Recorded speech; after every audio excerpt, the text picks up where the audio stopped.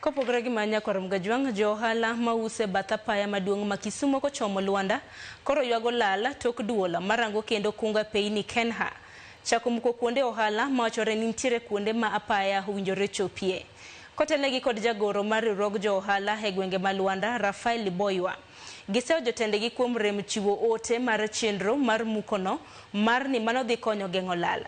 Ywak jo ohala go en ni chenro makamano koro orocho yorgi mar yuto kendo gidwaro mondo mitende kaunti ma Vihiga oyudnegi kanyo maginyalo time ohala e kinde ma chenro mar muko dhi nyime.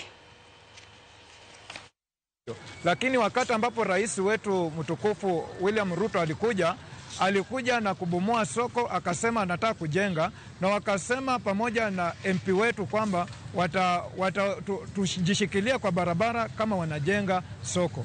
Tuna huzuni kwa sababu kaunti haijapata shamba mahali pa kupeleka watu na watu wanatolewa kwa barabara.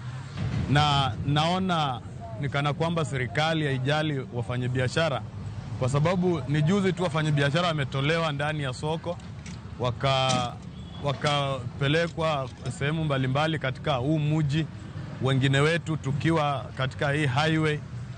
Kwa hivyo soko bado halijaisha na watu wa Kenya wanatuambia tukaweze kutoka katika barabara.